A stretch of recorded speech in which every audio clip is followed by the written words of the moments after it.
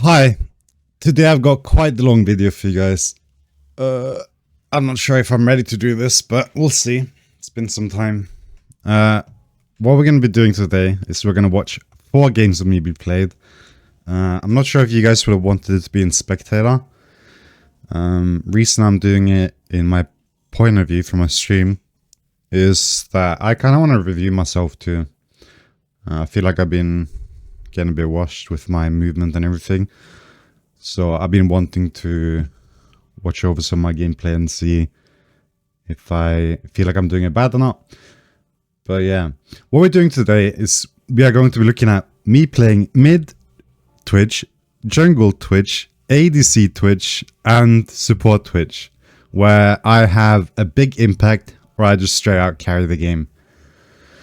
And we'll go over everything, what I do good, what I do bad, probably. I'm not going to pause the video, we're just going to go with the flow, and I'll talk accordingly to what is happening.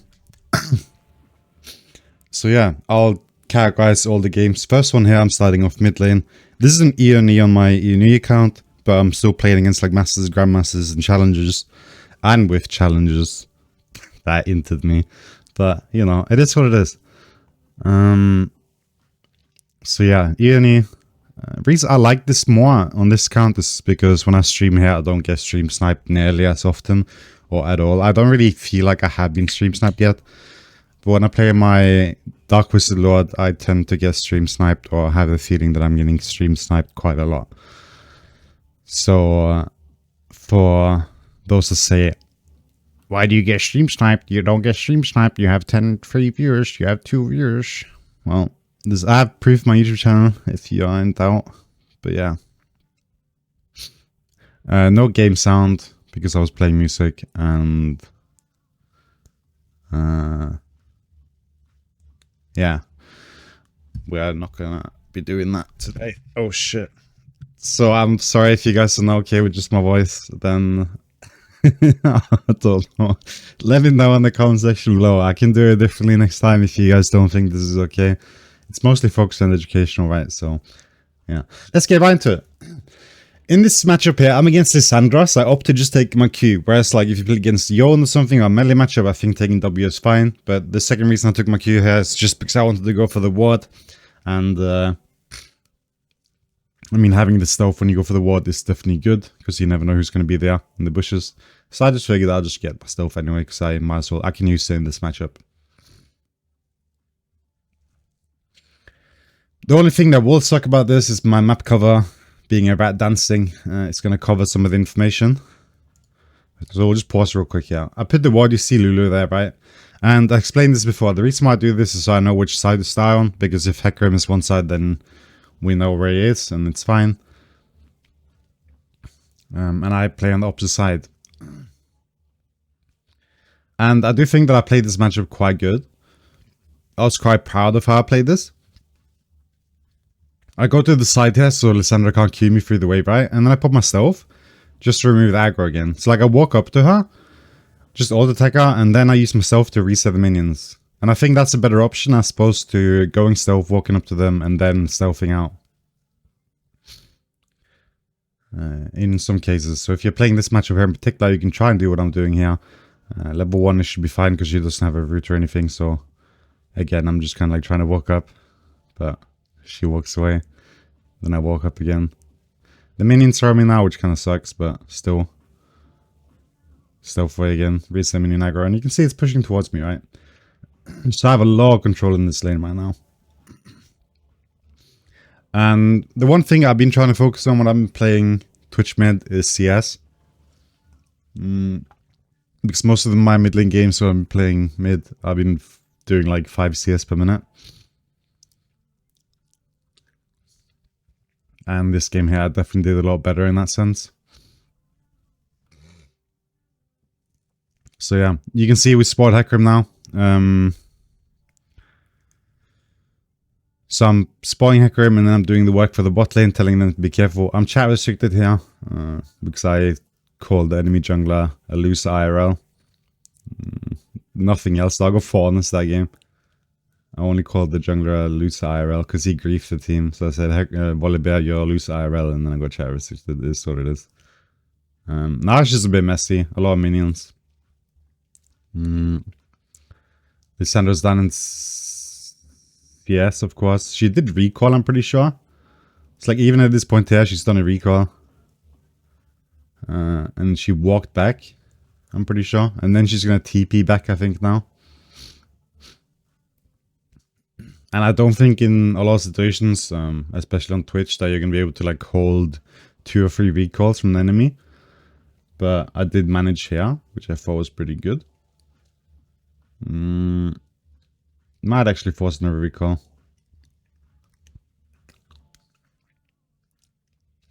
My all-in potential is of course very good, right? With Ignite.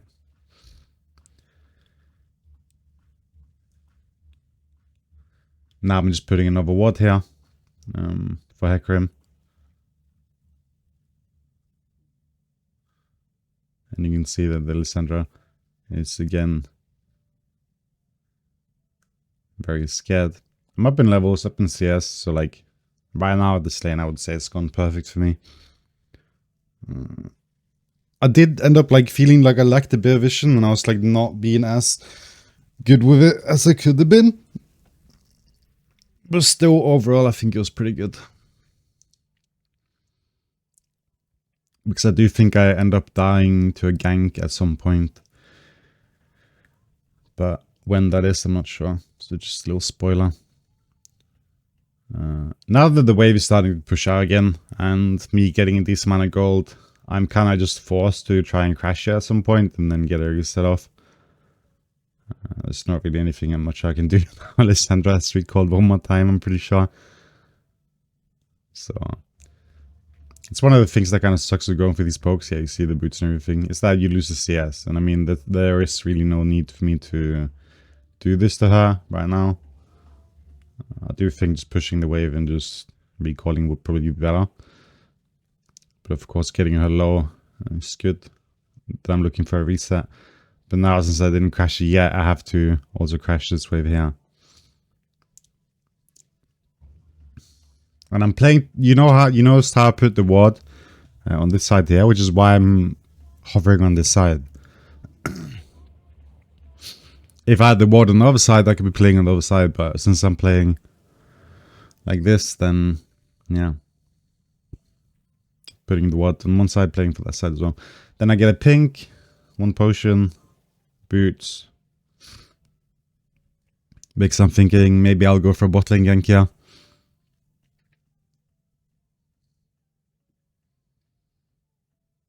And it's at this point that the Ivan grieves me a bit and I get a bit tilted. Because you can see that this bush is warded. And there's a pink in the try. So we know they don't have vision in the try. But they do have vision in that bush there. So when I come in stealth here, it's all dandy. But then the Ivan shows too, which forces them away, right? And I just go in because I'm like, fuck it. Tilted. Because Ivan kind of like forced it. So at this point I get quite frustrated with him. Since he did basically just ruin my opportunity here. It's just, I'm frustrated because I'm chat restricted. I can't say anything. Like I would tell him like don't go there. But I just can't do that and they don't understand. Like when I'm playing jungle I have the same situation where the Blitzcrank uses his hook. And I try and ping my Q to like ask for a CD and question mark him. But then he doesn't understand. And ends up being a bit funny. Yikes.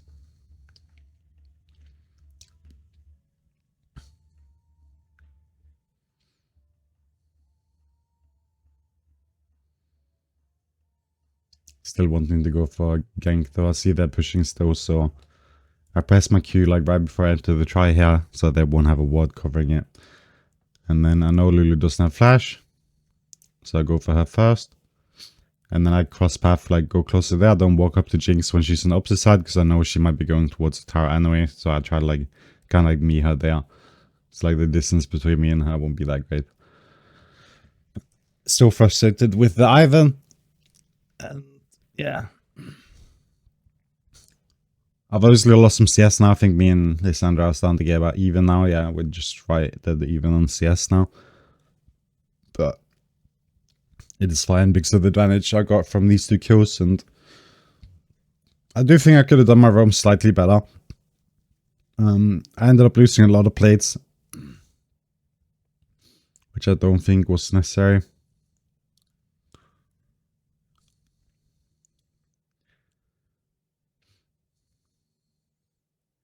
And now I'm going to use my Q just as space, and then I'm going to go back in again. Like, some people might just auto-attack and keep going, but the second my Q proc down and get my moon speed, I'll just try and walk away from Hecarim so I can get some distance.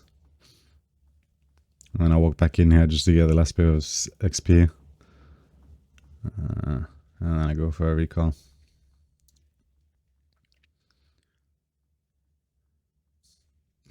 Or I don't. Don't know what I'm doing. Oh yeah, I want Melio to help me, so we can try and kill the Lysandra.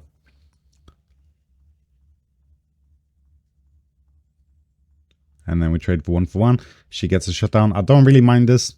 I personally think she's one of the better people to get the shutdown. I would not like Hecarim to get it.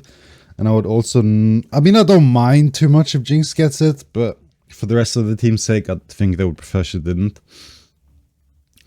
Lulu would obviously probably be best, but it's hard to achieve. And Skarner, I think, would also kind of suck to get it. Although it's not too bad, but still. I do think Lysandra is probably one of the ones that are best to get it. As long as Hecarim doesn't get it, it's fine for me. But, yeah. Now that I'm getting my components for Ash's Tooth, I think I just want to shove this in and then go for a reset. I'm not even too bothered about getting the cannon. I'm obviously upset that I'm not getting it. But still. And I agreed for plating here. I don't have vision right now. Which I think we might see end up being a bad thing. Yeah.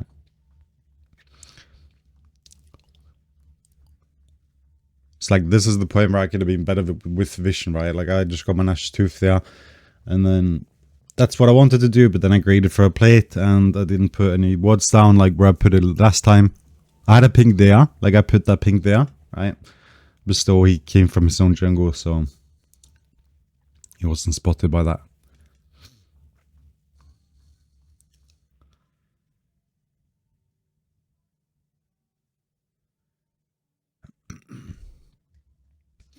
I don't know, I felt kind of honored that this list went for the win. Like, I feel like, I don't know if you guys watched it back then, but can't remember what season it was. I think it was like season 10 maybe.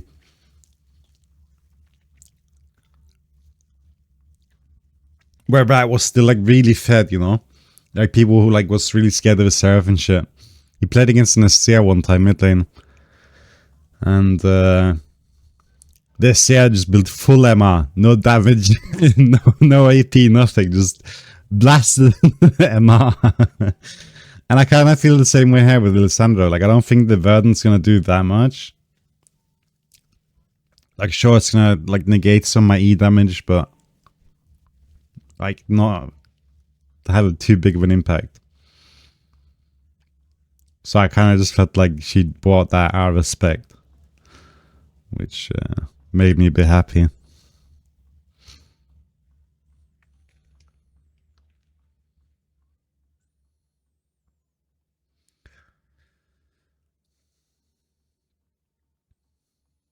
Now there's a fight going, so I'm just continuing. I was going to stop at the minions and take them, but I can't do that.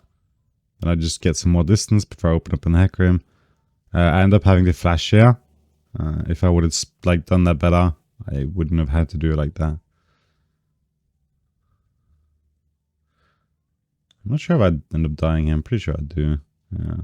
But they use like everything on me, which is kind of funny. So I'm just like, okay, cool. Cool. Do what you want.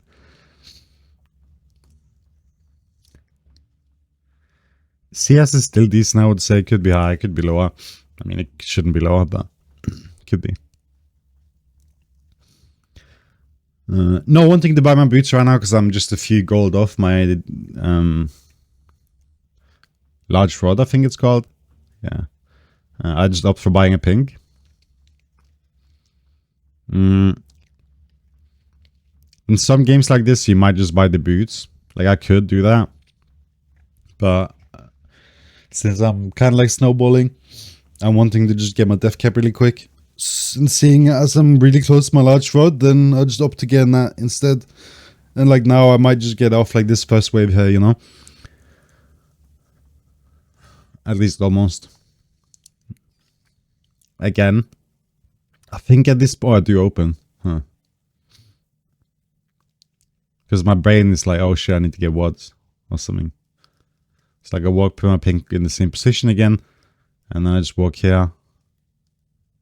To try and get a ward in that bush as well. And now I have sufficient of vision on that side there to like kind of feel safe towards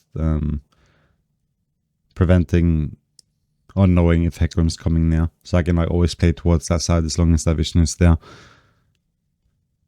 Because I will get a warning ahead of time if Hecarim is there, so then I can just move away.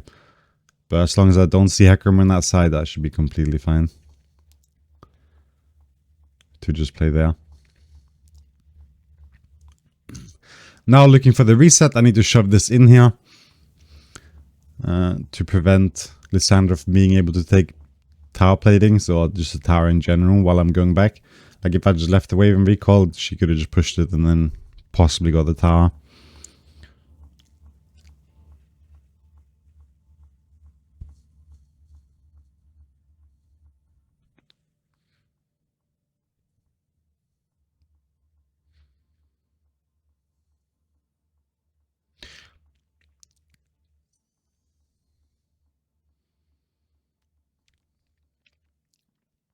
And with fights breaking out like this, I feel tempted to always just come now. I'm really strong right now. But I just end up seeing the Hecarim beeline to like this. So then I walk after. And I just walk around there, make sure I get one more to take just for security. And he's dead. It's like in those kind of situations, you have to like kind of just play slow, get around the corner. And not panic or like freak out or like mash your attack or something. You just have to just walk. And just wait and anticipate for him to be there. And then, yeah. He should be dead.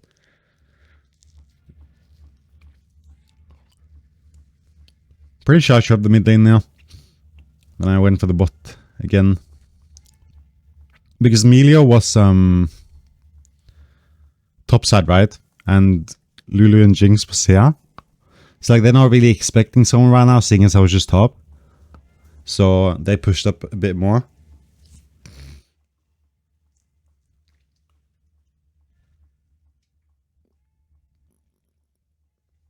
Which led to them dying. It's like these are the moments where like going to the opposite side of the map and ganking is like more unexpected than it would be. Because like everyone was literally just top. It's like just moving straight bot kind of after that. It's just like it's not going to be anticipated. I know I fall for that a lot too.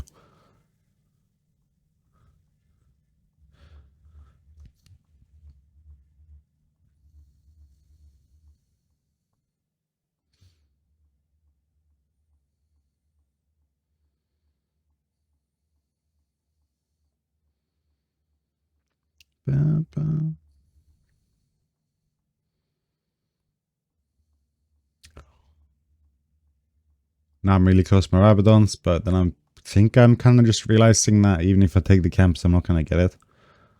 So I'll just buy the large rod. Yeah, so even at this point here, I'm not getting my boost. And I think this is completely fine. Like, AP is so strong, and like, CDR only becomes strong with AP anyway. So, like, you get the boots more like early game for the movement speed, I feel. And then Leia you get for the CDR. So like just rush the boots for like movement speed, I don't feel it's that good.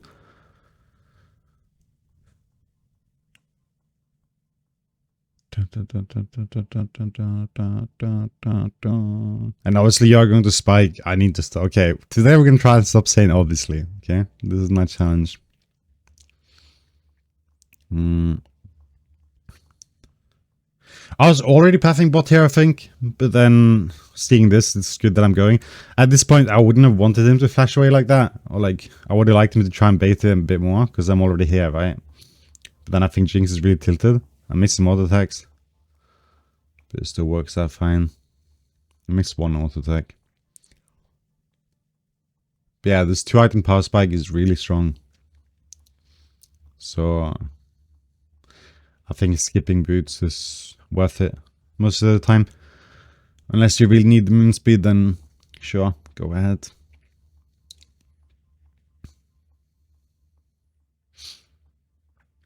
Now we just end up waiting here, trying to bait the Skarner, hoping he'll come bot lane. I'm not exactly sure like his cooldowns or everything, but then he ends up just going away, so I just do this. Not sure why he tried to ult there, but now he's just dead.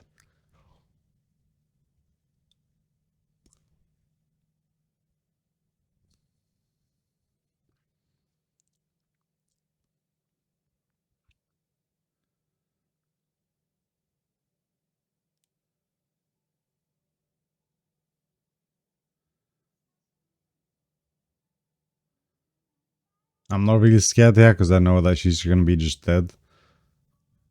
I mean, I did take a lot of autos, but just because I was in an awkward position there, right?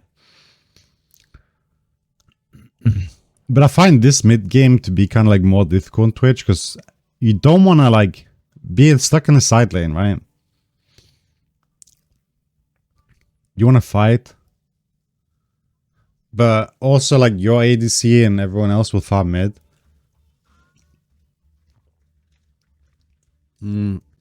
So this is kind of like the part where I'm more interested in seeing Rat's take on when I'm doing a VOD review, which is why I'm kind of like doing these games in the mid lane. It's not that I think I'm performing bad on mid. I have a positive win rate in Masters Plus playing Twitch mid. But I definitely do identify some problems. I'm just not sure about the solutions yet, which is why, again, I'm watching Rat. Because I feel I will start to realize problems that Twitch has on mid. And then I know what to look for when I'm watching his videos, right? I know what I find hard, I know what I find difficult, I know what I find easy. So then it's going to be easier for me next time I watch Rat to just see, this is what he's doing. Okay, this is smart. Okay, that kind of solves that problem at the start, you know? Because I do think he does some things differently. And when I asked him, he wouldn't tell me. So it's just up to me to figure it out myself. And I'm fine with that. At this point, I'm running out of slots. So now I feel like it's fine to just get my boots. I think. Let's see what I feel. But I think just generally speaking, like with this kind of snowballing where I'm not stuck for like 5 minutes farming a large rod.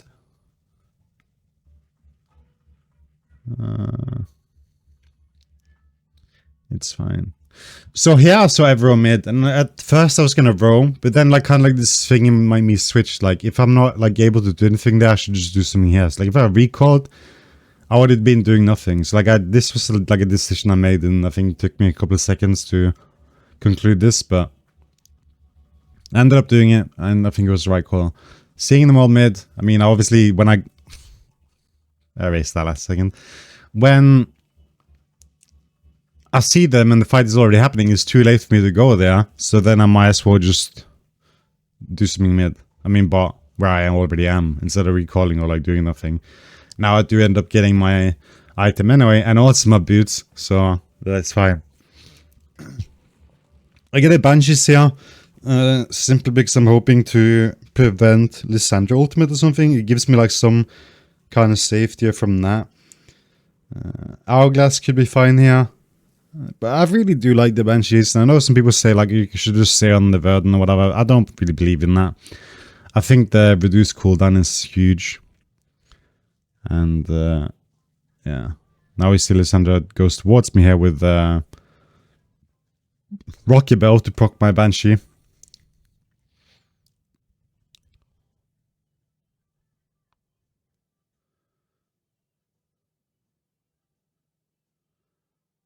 But it's too late.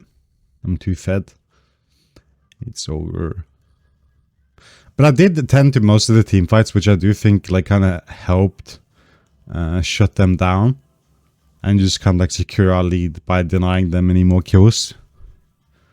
So I mean, my CS is really good too. In any game right now at this market, I would not be unhappy with 183 CS. I would be extremely happy with like 200, but that is very rare. So yeah. Now we'll just look at the damage real quick.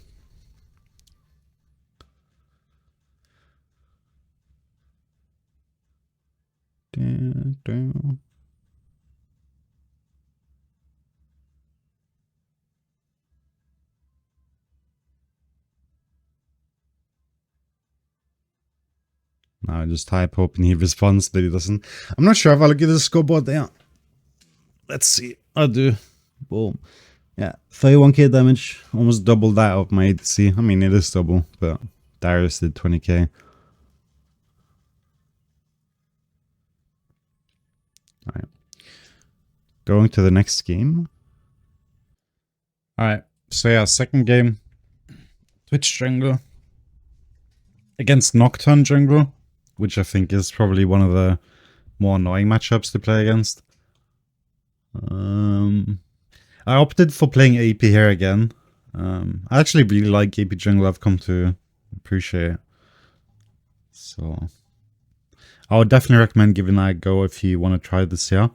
I also think the PTA rune is really good. I end up seeing like 3k. I see way more damage on PTA with AP than I see with AD. So like the general idea that like Hellblade's only for AP, I think is not really true. And this has definitely changed my how I view AP. So I see it more pathing to mid here or something. And I correct them because I told them in chat that we need to go here. And most of the time they haven't been doing that. And especially in higher and lower, sometimes it depends like how low, but they will invade your bed. So like getting a stack, even though we don't really get one here, I think it's almost AFKs or Aatrox was somewhere else, I think. But we end up going here for some reason. As you can see, they were probably going to lay invade or something, but this is especially risky because I have Jinx, she has resets, right? So she becomes even stronger.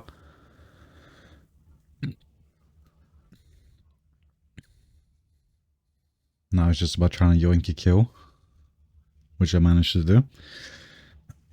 So all is well. I have my Relentless Hunter here, so I just have moon speed. I don't get any additional money. I think that is fine. I don't have enough for a blasting one yet, and also since they failed the invade, I'm feeling confident that Nocturne won't at least come to my red. Which is why I do this here. And I want a blasting one or something and reset. So I don't want to reset now. I'll at least like want to clear one side before I go for a reset on this time here. Because at the end of the day, like I'm playing for a blasting one bot lane.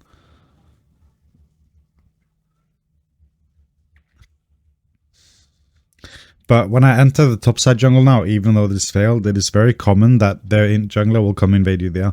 So you still have to keep that in mind. And be careful. Also, if you're going to do this full clear, going W second is good, I think. Because you get to spread your poison, as you can see there. Just throwing the cascade on the last four and pressing E is enough. Then I attack all the small ones once, at least. I mean, try to. I would love to see that guy that does like Twitch jungle speedrun clear, like how fast he could do it. Like I know like my jungle clear could be optimized. It's just would take a lot of work, and I'm not sure how much. I mean, probably could save like a few seconds at least. And even though naturally you would want to go towards the top side there because you're pathing towards top. You have to be on the bot side because if the jungler's there, you're screwed. So you want to like stand somewhere where you have vision on both sides and you're kind of like safe and you're not pinned. Now I'm walking around. One, because I'm not sure if Nocturne's there. And two, because I'm thinking of ganking top lane. Seeing how he's playing. If not, I was going to go to my blue. Then just kind of like spacing a bit. Aatrox wanted to give me the kill, it seemed like. And now Scuttle's about to spawn. Right, so then I opted taking that first. I just hit this so I get vision. And at this point, with like the amount of money I have in my inventory, like recalling ezpz is better. I mean, now Nocturne comes here. So yeah, you can see. And like now, I have to walk here again because I have to see if he's walking into my jungle or where he's going. Because I don't want him to come here, right? And again, like with this amount of money in the inventory, recalling is usually always better than spending hours doing these camps here. Because when you recall and you get to the camps again, you're going to kill them way faster than you are now. It's like the time that you spend like going back to base and going to the camp is going to be like equal or less. Like it's going to be faster anyway. And now there's a ward here, so you can just see like the kind of like everything, right? Yon's coming here. It's like you always have to be very, like you can never like relax. It's extremely stressful to play because of this here. And you always have to be careful. Like always, you can never put your guard down no matter how fed you are. I wanted to get pink ward here as well so I could put it in my topside jungle, but I did not get to buy it in time. Could have obviously gone back. I was going to go bot lane here and gank, but as you can see, the wave is shoving. The only thing you can really kind of do here now is just cover if you want to do that. While see January calling, like the chance of like bot lane staying in jungler coming and like the fight being there is very minimal. If not, you could just hover and just let them push in and then leave. So it would be like a counter gank, basically. But yeah. Seeing as bot lane is shoved in, or shoving in and recalling, I just opt to full clear and then look to like maybe come back later. Continue clearing. I know at least now that Nocturne's not going to be here since we saw him balling. So just continue clearing. See the situation in mid if it's gankable or not. Which it seems to kind of be. Because he's being careful here, so just have to go back again. Also, another thing is like when you're going through these ganks, you're like lingering with your Q. It's nice to try and leave again before, before your stealth like stops, because you basically don't want to get spotted on the map. It's like if my stealth ends and I'm like in the middle of the minions when that happens, it is kind of bad. Because they will see you there and they will have information of where you are. And now I saw Nocturne on Dragon, so I don't have to care too much. Just play this slow and should be an easy kill. And another thing is like voids take a very long time to take. You will oftentimes lose a lot of HP while doing so as well.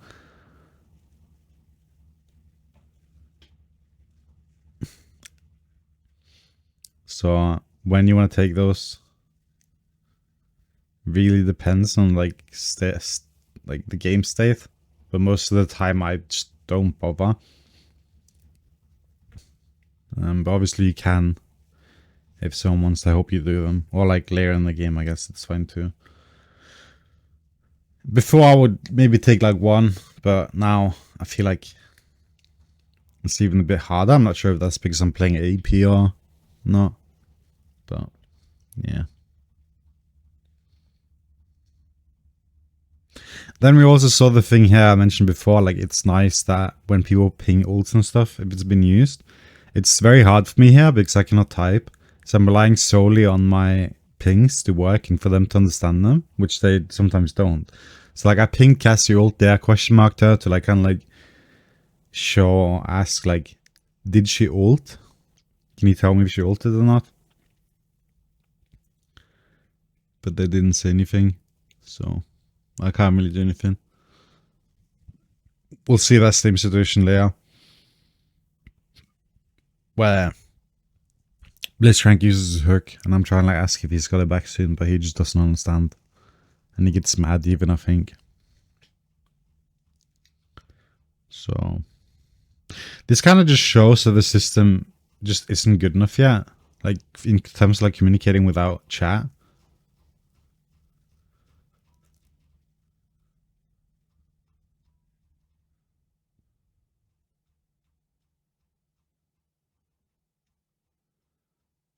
Still kind of brave. I don't think Cassie's ult was back yet there. Like it was maybe just about to come back up.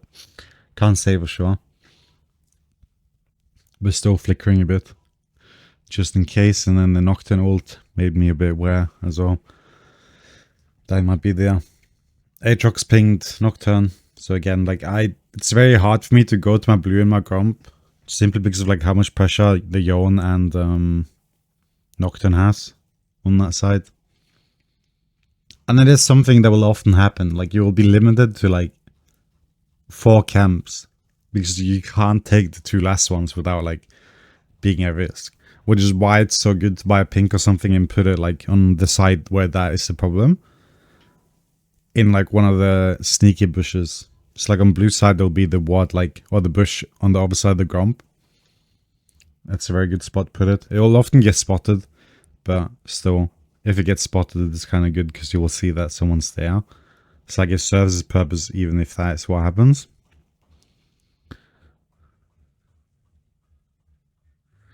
And now I have a big lead. Like I have a lot of kills. I have a completed item. I'm very strong. Enemy team is kind of tilted. So one thing one thing that is very important. So like, yeah, he uses hook, right? Let's just cover that first. I press my Q. Ask him, like question mark. Ping Q ready. Question mark, and he's just like XD.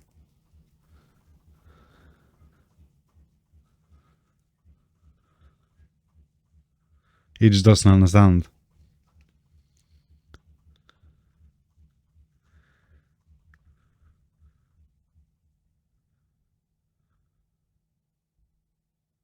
Now I'm pinging myself to like say I'm chat restricted.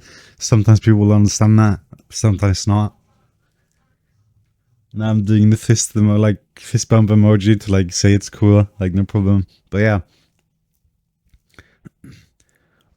One of the things that I struggled the most with when I was playing Twitch Jungle in the start, like many seasons ago.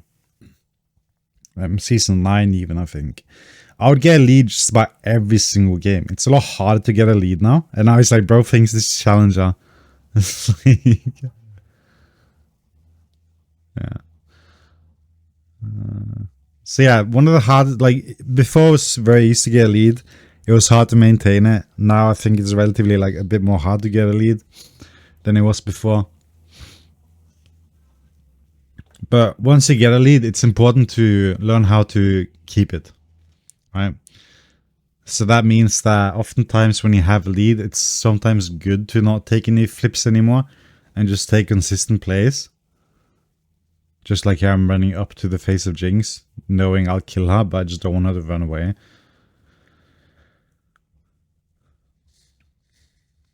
So yeah. I think learning to maintain your lead, like oftentimes you'll play against champions like Nocturne that will just like obliterate your lead regardless if you don't play very careful. So like you can see here, like I'm respecting him throughout the entire game most of the time, or most of the game. And top lane is losing even though I ganked him a couple of times. I don't quite understand that one, but it is what it is.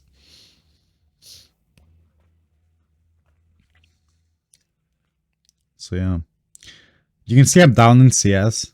And like at this point here, our CS should be equal. And that's what I mean with like maintaining my lead. I don't fall behind in farm. And levels. Right. So now it's important that I clear my jungle relatively often. Otherwise, Nocturne will kind of get a lead on me. And it's also important that I don't like randomly die. Because dying leads to me losing XP in levels too, because there's downtime in farming. Even now I was being kind of careful. Because the 4 Nocturne might have been topside. Which is why I sometimes loop around, right? Just pop my ult here just to make sure that I get the kill.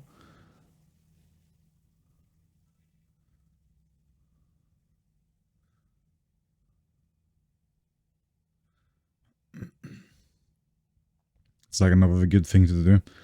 It's just sometimes just if you don't care too much about doing something else, just pop everything you have. Like I don't mean like flash or anything, but like as much damage as you can and just pop it. And like you can see now, right? I have Nashes and Dark Seal, but like it's just not possible to kill these. I could smile at this point, but I just have to leave. Right.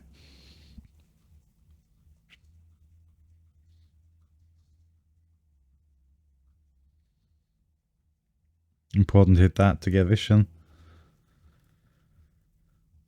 And then I have very low HP here, so there's very little I can actually do. I agreed here going for this. I was thinking they wouldn't actually come here, but I think they do end up coming. So like you can see, like they're always in my jungle. Like I waited a bit there, trying to see if they wouldn't went on the Herald. They don't. Now the Nocturne comes here. And he'll keep coming back. I'm pretty sure I'll show that because I'm going to keep greeting for it. Yeah, so he comes back again. But like, I think the right call here in this situation is just to leave.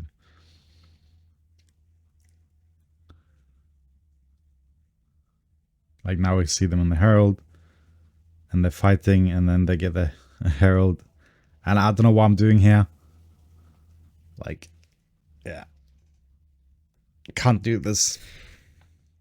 I don't know. I don't think Aatrox should have gone either. Just slightly tilted from that. So my brain gets filled with like anger and tilt. So I can't focus. And I just end up inting it.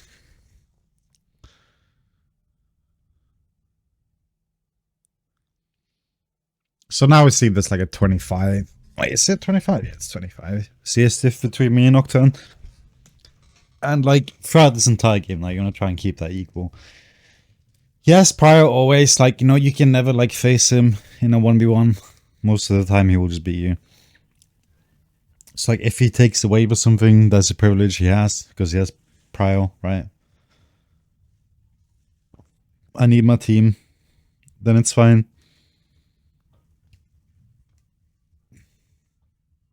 And like, even though it's tempting to join these fights, like again, I'm really strong.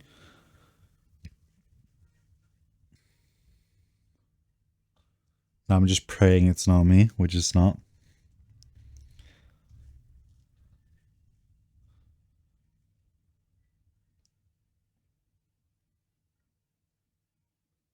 So yeah, even though I'm like strong here and it would be tempting to like perma fight and fist and shit like that, it's just not good. Like, it is important to farm. Like, your team shouldn't be fighting all the time, right? Like, there's no need to fight in between objectives most of the time. Unless you take an objective. It's like, that's just like a misfortunate thing, but it is what it is. If you can force a good fight or something, then sure. But like, most of these like fights here is just Yon jumping on someone squishy. And just kind of like ending the fight.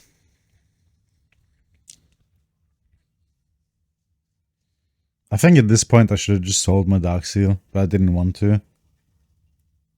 To get the death cap there, just so I would be a bit stronger. In hindsight, I think it would be the correct play, but I just don't like the idea of selling items. That would definitely be stronger if I did. So like, I just figured like we're so far ahead, like if we're all here, then we win it. It's like there's no need to really do it. Like I can greed.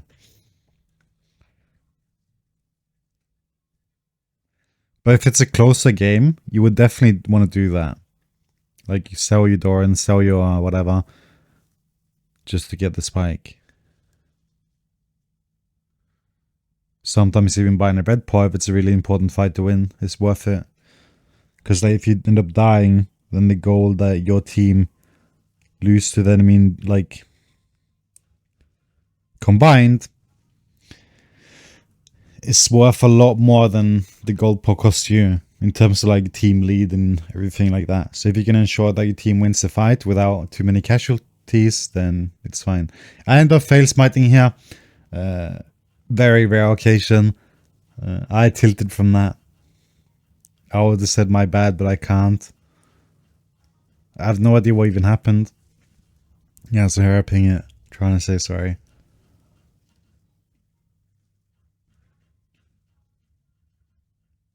It's usually I say with confidence I win like 85% of all Smite fights on Twitch.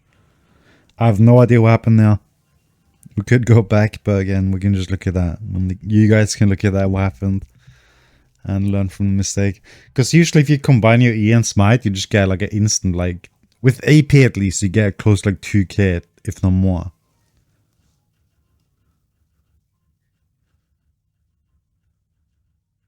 These kind of fights I have to join. It's just free, right? Again, just pop everything, just end the fight as fast as possible, and then go back to farming. Like, you don't want to waste time. Like, if I kill them, like, slowly here with just auto attacks and W and shit, then other enemies might come and I can't kill them. So, like, I just want to go in and out. And that's it.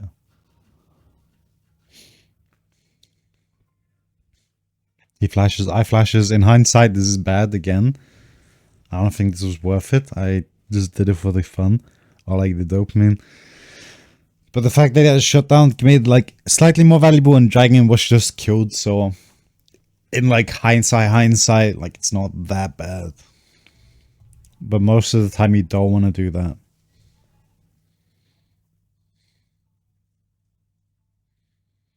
I'm pressing the F key so Nocturnals, if you like see the black shade on the ground, then you know he's there. Oftentimes the enemies won't do that and they wonder where he is, so like it's just a way of helping, like, to signify and show where the action is, or like where Nocturne is. It's like that is something you can do against Nocturne. It's just always ping when it's on someone, or like where it is, and ping assist. It's not like I've had like positive feedback on it ever, like, yo bro, thank you so much for doing that, it's so nice. But it is something I would like others to do. So I just assume that they consider it the same. Not quite sure how to feel about this Baron here. But Nocturne is dead. And everyone is coming, so it's fine. This is very risky. And this is actually a video I want to make on how to fight Barons and shit against champions like Yon, Zed, Nautilus and all that. Like how you should position. Because some champions you want to be outside of the pit, and sometimes you want to be inside the pit. But it just depends on what champions you're against. Oftentimes it's difficult because they will have two types of champions. One way you should be inside and one way you should be outside. And that just makes it more difficult as well. Because you have to really think about it then. But just to give you like an easy example, like when you should be inside the pit, it's when they have champions that has to get past your team. So one example of that would maybe be someone like Zed. Depending on where he might come from, right? Like if they are on, like if we are playing the game as it is now, then you would probably want to be outside the pit of Baron, but inside the pit of Dragon. Because he can W over the wall from his side during Baron and then ult on you. So then you obviously want to like keep the distance away. But you want to be inside when they have champions that like has to get past your team to get to you. And when you want to be outside, it's basically when they have champions that require you to like move around to like dodge stuff. That's an example. It's like Yon could be a good example of that. Where you need some room to move to avoid certain spells. Kiana is another good example. Who else? Rel. You want that space to move. I mean, it just really depends. But once you get an idea, then you understand. But again, that is something I'll make a video on in the future. I'm just keeping my back turn there because of the ward and everything. I don't want to get hit by the Cassie ulti.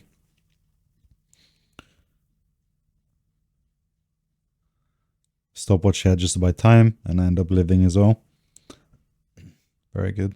This fight was very, like, close because we didn't have anything set up.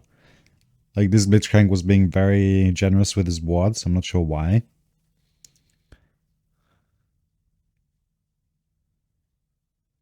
But, yeah.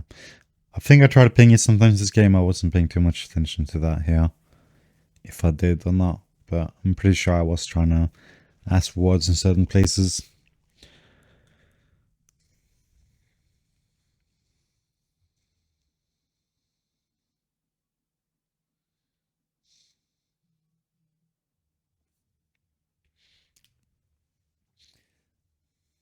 And again, we have Baron. We have...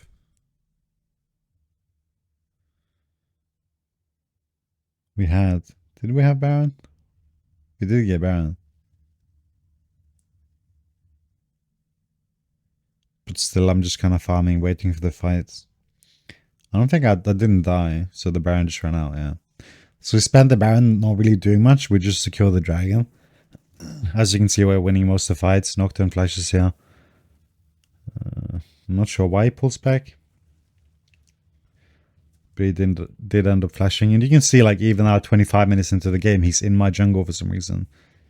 At this point here, which just does not make sense.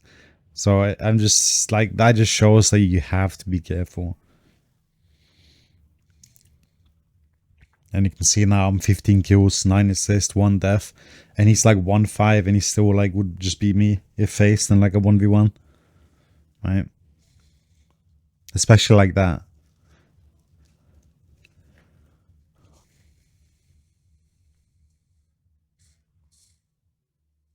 I'm just looking at his items, I'm pretty sure I'm like, what the fuck is that? How was he beating me? That doesn't seem fair. When I play jungle, I really like to just play the game out. Like slowly. Just farming. Like I don't like throwing on Twitch jungle. Like if I'm ahead, like I just want to have like a clean win. Like most of the time. So it means the games will oftentimes be longer than they might need to be. But generally speaking, I think that it's fine. Like in these situations, I very rarely lose the game. So I think even though it takes a little bit longer to win the game, it's still good. Because it's guaranteed to win, man. It's like, again, I'm just farming, staying relevant. I'm sure next time you press tab now, we can compare my CS to Nocturne again. And last time I paid attention to that, there was 25 difference. Now I'm just kind of waiting, don't want to open yet. Because I want them to go in, like Blitzcrank, like here, yeah? This is kind of like what I'm waiting for. An hourglass. To avoid that. I'm stuck here though, so I'm dead. Like that's a disadvantage to use an hourglass. It's that you're kind of just stuck. It's the same problem with GA. Right? Like if you die with GA, like you are still where you are. And most of the time they'll be on top of you and you're just dead. Just whereas like AP kind of has like a different usage for that. So yeah, we can see now that the CS, I've even gained up, right? Like it was 1. Like now it's less than, it's like 8 difference now. It's like even though I've been doing a lot of killing and stuff, I've also been maintaining my lead in farm and CS and that. I'm even up 2 levels now. Right. And that is very important.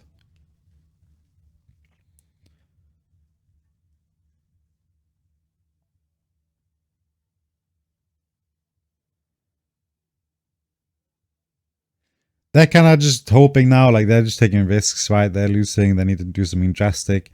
I think this Baron call could be good if they're all committed, I'm not sure. I don't think Jinx was able to come there yet. But now that I'm spawning and I'm there, yeah. Again, just getting more poison stacks. And turning away. Like, that's the nice thing about AP, I don't need to commit. Like, I just need 1, 2, 3 autos and a W, and then she dies to my poison. It's like, I don't have to, like, commit, so I can just turn around and walk away again. Whereas if I was playing AD, I'd have to run her down. So it's a lot easier to play against like Casio because I don't need to turn the ulti. I'll just keep my back turned permanently after I've got a couple of auto attacks off.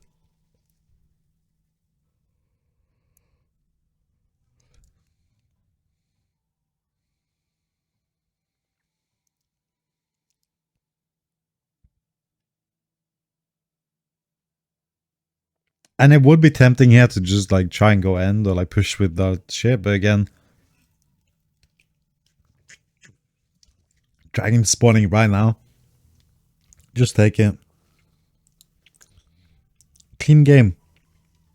We are winning every single fight. There's literally no need to not do this. Also, I'm pretty sure that bounties at this point, so just like potentially denying them one. Like, you never know what might happen. Someone will DC or something, so it's like nice and they don't have any neutral objectives on the map.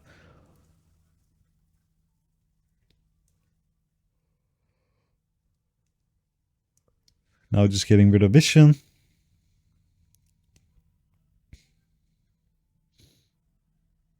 And then pushing the wave. And like, this game has probably been over for quite some time now. But like, they're just defending, right? I just don't see them winning. Now a hard commit, she hourglassed. Like, again, I'm just trying to pop one person and it's fine. Like, it didn't like quite work out here, she hourglassed, but they still committed and ended up dying.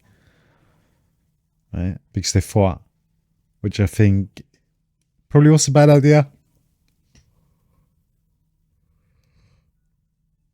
Thinking this fighting here would be better. Like under the tier 3s.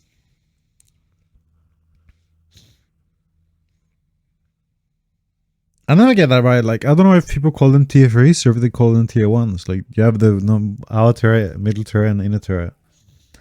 And then nexus turrets. But I'm not sure if people call them tier 3s, tier 1s. Like, this could be considered both, no? Depending on how you view it. A bit, like, I don't know. Bit messy there. Just again lingering. Waiting for some sort of opportunity. And I just completely whiffed it. And these are the things I'm wanting to look at myself. So I'll be definitely going back to my YouTube video looking at that specific situation there. I'm not sure what happened.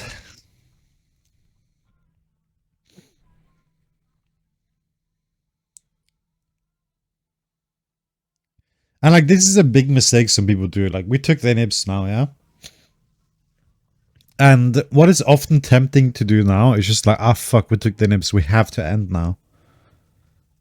But that can oftentimes be a mistake.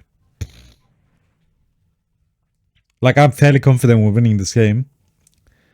But it's also very hard to sometimes end. Right now, right? Like, maybe someone needs a spike. Like, let's look at Miss Fortune, she has her items.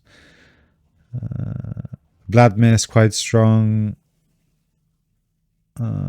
I don't particularly need anything. I mean, I get a lot more slow my W when I get my next item, but I should be good to go. But the reasons we might not be winning these fights is because like someone needs like a certain spike. But now Misfortune calls for the end. But at this point, it's like probably 2.5 minutes until Nash's spawn. It's like, if we force an end here and we fail, like, it's just GG. I don't know what I'm doing here again. I'm probably inting, right? Yeah. But it still ends up being good, I think. Maybe not. But like, these are ins. Like, again, I'm just trying to pick someone, but I think going for it like here is meh. Did trade 1 for 1 though, but Misfortune is really low. And I don't think she has... Oh, she does have lifesteal. Oh, wait, she's in base probably.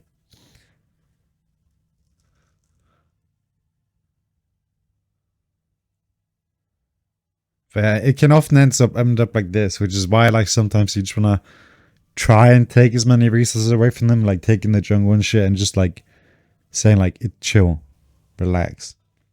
They have 2 inhibs, but if we just wait for Baron, we will win. Just take everything else on the map and just chill. Right, like now Baron's spawning in 1 minute. It's like at this point, yeah, you definitely should say that to yourself. And that's what I think I said to myself after that, like, fail I just did. It's like, just chill. So I'm just like trying to cope here by listening to some music. Yeah, it definitely sucks to take inhibs and not be able to end the game and just know that they're getting so much more gold and XP. But still, the lead is so big, I think, that it shouldn't really matter. As long as we take like their entire jungle, like they can't really do anything. And now he might even have to give this one because Nocturne is, I mean, Vladimir is dead.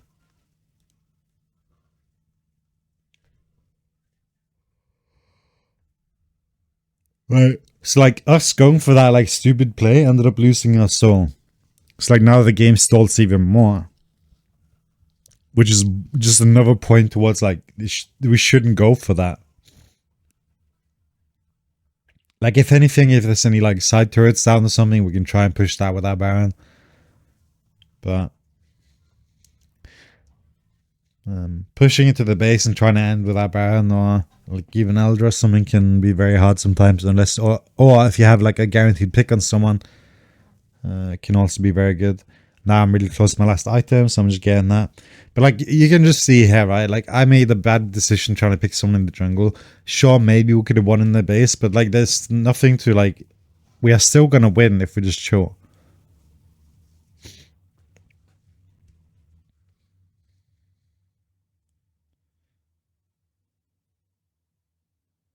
And like maybe in hindsight, it would be a good idea not to take the nibs and just like take the towers, and then right before the next Baron spawns, it's like use the Baron to take the towers, and then leave the inhibs, and then on the next Baron, right before they spawn, we walk as a team, take all the inhibs, and then we take the Baron, and then we end. I think that would be like the perfect play. So just use one Baron to just shave every single turret, leave all inhibs, next Baron, inhibs, right before Baron spawn, and then boom. You can see here, like Vlad just needed his flash apparently, and then this happens. Like we didn't need Baron for him to do that. Which is why I said like spikes, or like someone needs something, like maybe someone is missing something to be able to win. Oftentimes people will know that and they will say that. So it's good to communicate that. But if they don't, just ask maybe like, hey, what do you need? Like what do you need to like, what do you need? Like how do we kill them? Tell me. Right? Like I'm sure we wouldn't have needed Baron to do that. It's obviously nice to have that additional pressure. But again, I'm fairly certain that Vladimir could have just done that with Flash. And it can also be a good thing to like ask, to like make them reflect, like to like make them think, like force them to think, right? So yeah, actually a good video for me to look at too. I think I learned something from looking at this one. But with that said, let's hop into game number 3.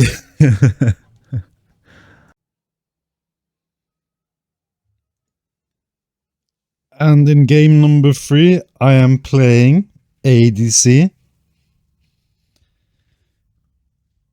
against Jhin, I'm pretty sure it was. The loading screen was quite short.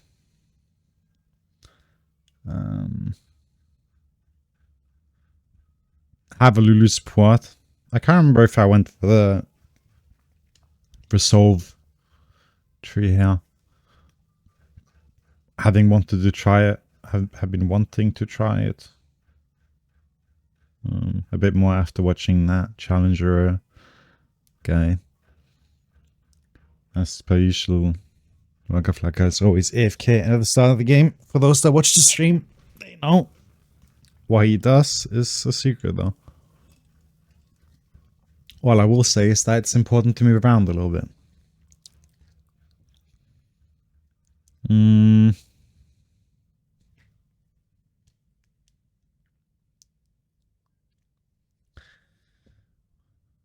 do I want to say here? I forgot who the support was. Otherwise, I could give some more context. Oh, they were Fresh and the Jin. Wait, did I see Conqueror there?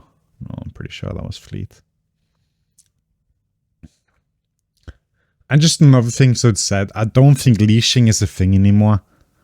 I don't see why they want to leash or like why we have to leash. It is extremely bad to do. You can ruin your entire lane, especially against champions like Pyke, Fresh, Blitzcrank. Because if they're sitting in the first bush, then you're screwed. But luckily for me, the Fresh is just hitting the minions. I usually try to avoid this ward now, wanting to get some more information. But then I see the Kane there. Yes, Dark Harvest. I'm kind of like worried that he's going to go Blue Kane, because that is always a threat for Twitch. And Lulu starts the game off by inting, which kind of puts me off here.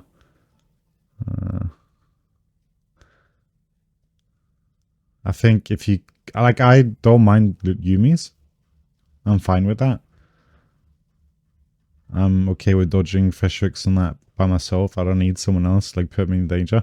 Because, like, the second she commits, I have two options. Or, like, she gets hooked, I have two options. It's either I let her die, or I kind of commit. Now, Fresh was missing somewhere, so I just YOLO it.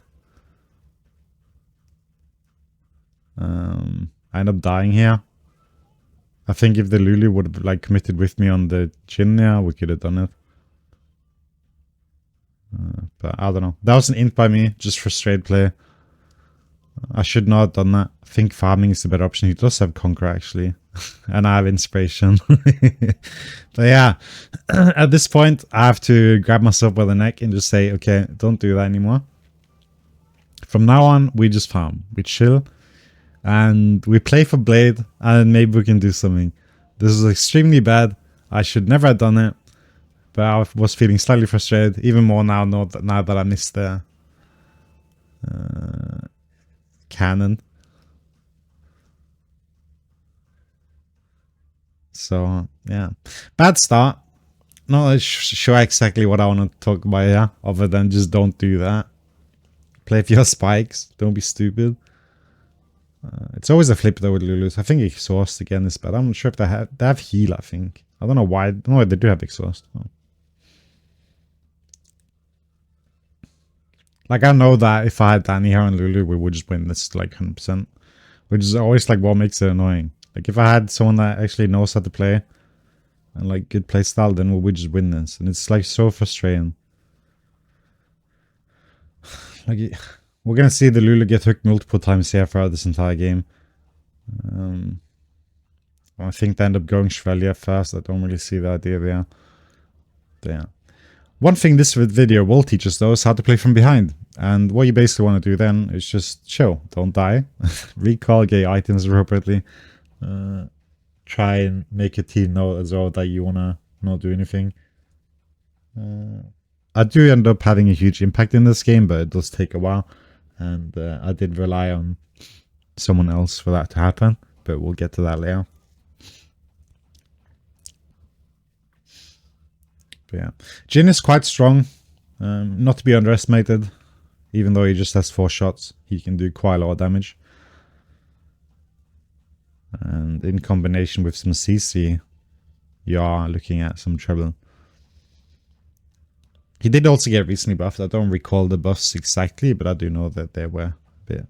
So again, we see the Lulu walk up. And now she gets the exhaust off. And I'm just joining. Making sure that I'm attacking the Jin. Because I don't want to attack the other guy, right? Turn there, hoping I could get the damage off. But this was fine. The fact she got hooked there was actually okay. But still, the wave being shoved in and looking at all these minions, I'm getting a bit upset because I don't want to lose them. So again, what I'm doing right now is greedy, but it's more like an annoyance thing than anything else. I put a ward there, right? And then I wait for him to show. I walk around. I attack him now because I know that in this situation I would have flash. And like if they committed, I could have maybe played it. So I kind of just flipped it because I want the XP. Because again, that is one way of getting an advantage here, is to have XP advantage or at least eco in losing lanes, because my spike at level 6 is quite good. Getting a shutdown on Jhin, I'm feeling quite happy though, and now the lane is kind of returned back to a normal state of where we're about even. He's up in CS though, but it's nothing to be worried about, to be honest. The biggest threat here for me, I think personally, is actually the Jhin. Lulu holds the wave a bit here. I like that.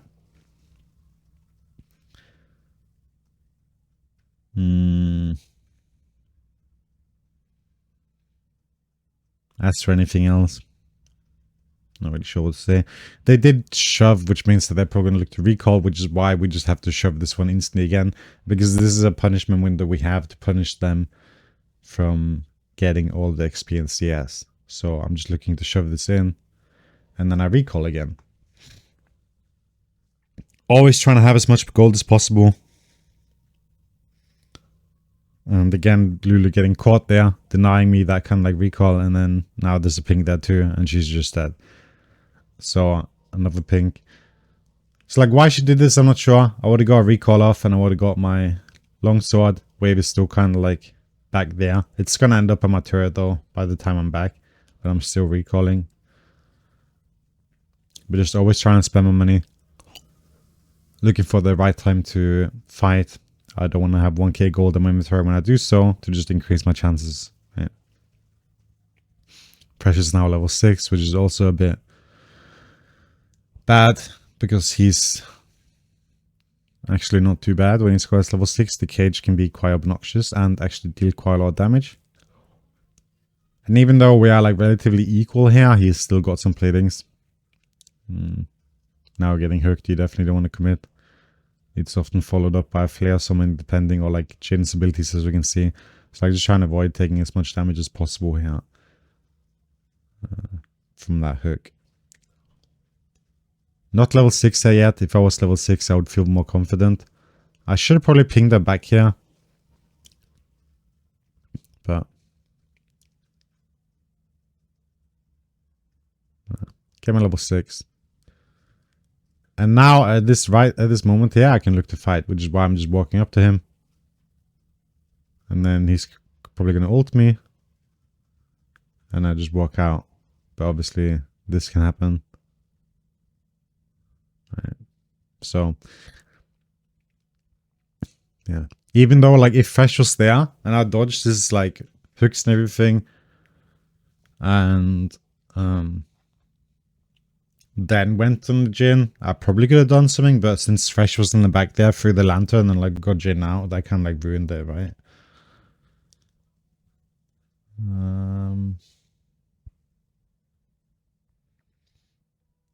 But yeah, so far pretty poorly played by me. I think I could have done a few things a bit more different. I just felt so out of sync with the Lulu. That was kind of bothering me too. Now I just take this opportunity to like hope, but then there's the fucking lantern there again, and I just waste my ghost.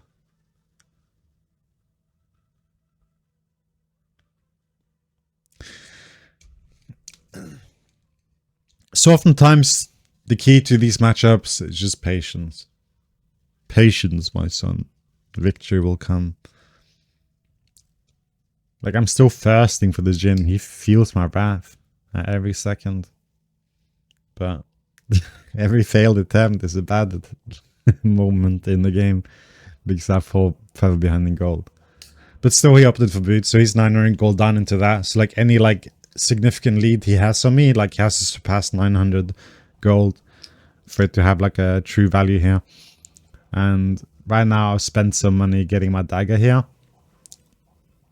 even though I think it would be better to just go straight for the Blade of the Rune King. I'm not sure exactly what I was thinking with this, but still. Lulu ends up baiting here. Mordekaiser walks in. Now it's fine if we go like this, but then Kayn is here. And Mordekaiser is pulling out. And at this point it's becoming very awkward. In a lot of other situations, yeah, it would be good. Or like tempting to just open on the Jhin when he's ulting, but in this case, yeah, I would just die. Which is why I'm just having to pull back.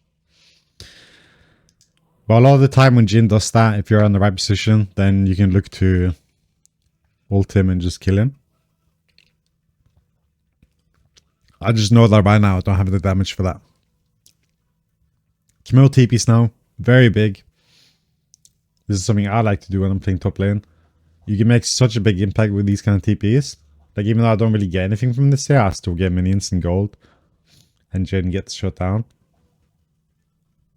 So this was very well played by our team. And I would say that this Camille just did me a solid one. And that is another thing, right? This is stuff you can ask for. Like, if the Camille is winning, or like, the situation is good, putting a ward like in the furthest bush, like towards the turret, when they're pushing in, and just saying like, hey Camille, if we TV, we can kill them all. Then, oftentimes they will do it. Because why wouldn't they? Like, they did it here on their own, of course. But, like, you can ask for these things. Like, ask if they want to do it. Like, hey, you up for this here? Like, this can be big. We can kill 2-3 people.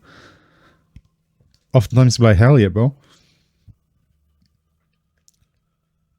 It's like, just because something happens on its own doesn't mean that you can't, like, cause it to happen. By just asking for it.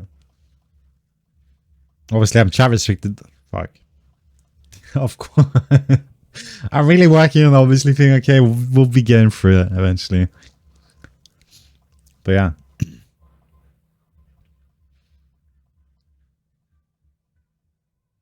It is something you can get done. I don't think I played this game particularly well by now, but I'm not too unhappy with my farm at least, even though it's could be better.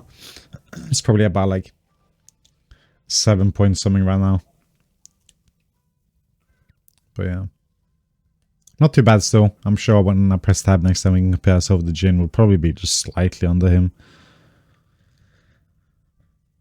Now my first like priority is just recalling, getting my blade, and then I can look to fight. Because now I'm strong. I pressed tab, I didn't look at his thing. And now Fresh is just being annoying. But still, we have to just respect the fact that he might be there. Like with someone else. Throwing a lantern or something. So now I'm recalling here, but I still have to be wary because he might continue to be cringe. But it doesn't, so it's fine. But again, now I'm strong. I'm not incredibly strong. But I'm still like kind of strong. So but with proper spacing here, yeah, so Jhin's got 93 CS, so I'm just slightly under. He's obviously got he has got playthings, but yeah, I think it's still fine. As I said, he's invested money into his boots, so like even though he has like a slight lead, some of it's gone into the boots. I do know that Jhin do get some extra stats, so like he benefits a bit more from moon speed than other champions, but still.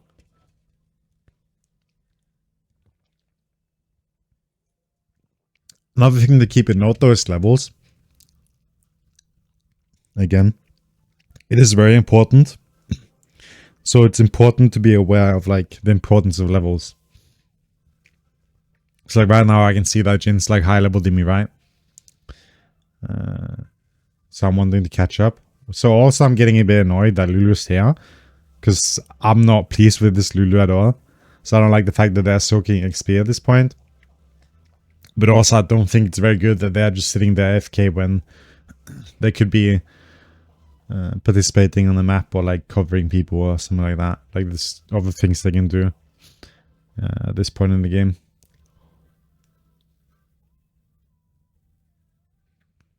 I'm just kind of fishing, getting some vision ready. I think I should have put it on the top side, but still not too bad. We can see Jin's still like one level up on me.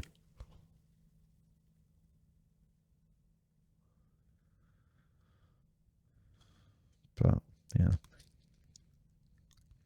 At least I haven't entered my entire stuff again.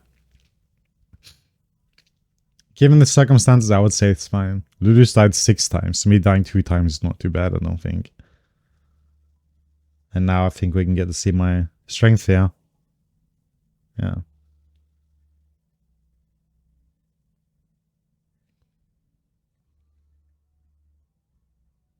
Now it's very awkward. think Jin should have just shot before.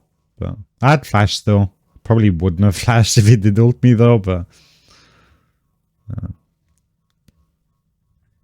You can see that at this point here, like, the damage that I did to Jin there was quite comforting to me, knowing that I can kind of like beat him in a 1v1. And given that, I opted to just get a pickaxe. Like, boots are nice, but then I would have like 300 gold left to play with, and I wouldn't really get anything else, which is why I'm just opting for that extra raw AD. Just so I can do a little bit more damage. And I just want to like look for those kind of moments again. While also trying to like stay relatively even in farm and CS. But like if you have a bad support like this Lulu here, it is kind of important to not lose your mental like I'm doing here. I'm getting saved by someone else in the game that puts me back into it. But sometimes you will not have that. So... if there's anything to learn from this game here in particular, it's that even if you like fall behind early game and stuff is going bad, as long as you are patient and just farming that, you'll get in, right? Like you'll get back at it. Like there is hope at the end of the tunnel. Just the more you die and put yourself behind, the distance to the light is going to be greater.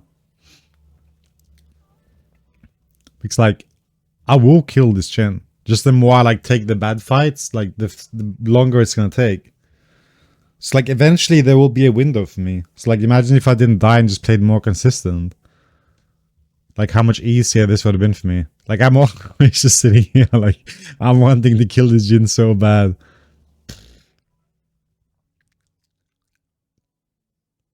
And the reason why I open that, even though you might think it's bad, it's just because I'm trying to like force something to like force the reaction, but he just pulls back.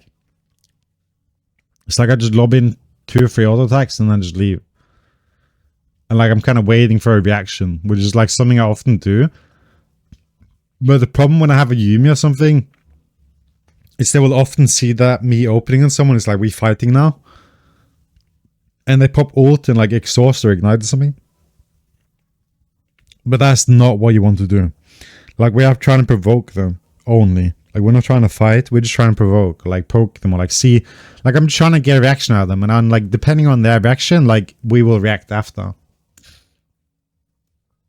It's like, if we're looking at this, like, a turn-based system, then my turn is, like, provoke, right? Then it's their turn, and their options are often, like, flee, fight, something else, and like depending on that, like then my reaction is also like gonna like on my turn again, on my turn too, it's gonna be like fight, flee, depending, right? It's like I'm just trying to like make them do something and then play into that.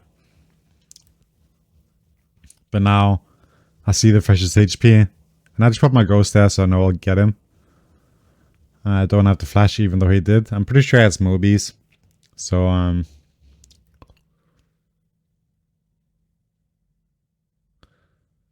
he's very slow.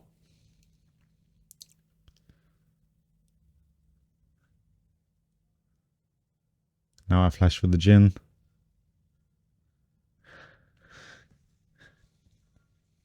And yeah, now things are looking bright. Just another thing to be said, the reason why I switched to the Jhin there is because he's stronger than Kayle. So like if I spend time killing Kayle, like it's gonna do less than if I spend the killing Jhin. Like I want to get Jhin out of the picture first, remove his pressure.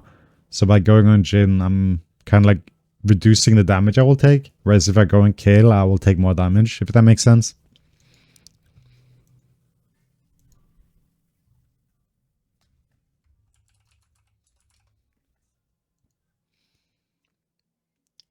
So yeah, oftentimes going on the one that is most fed. Like same thing bot lane, like if you have support and ADC, oftentimes going on the ADC will be better because you're just like reducing the damage you're taking by going on them.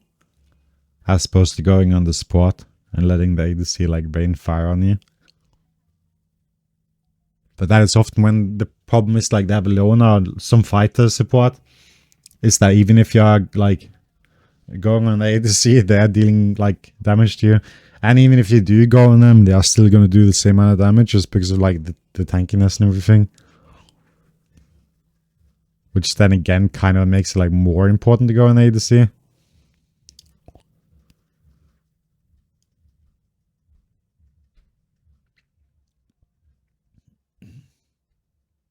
Now it's just about getting them off the Baron.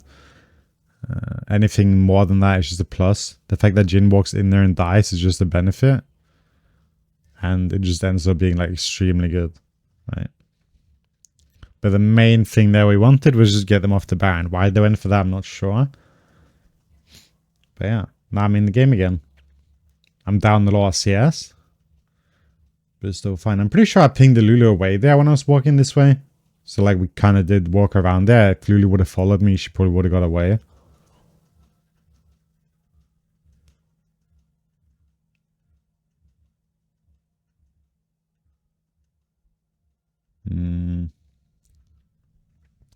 And now, like, it just, like, depends on what happened, right? But, like, primary goal there was just get them off the Baron.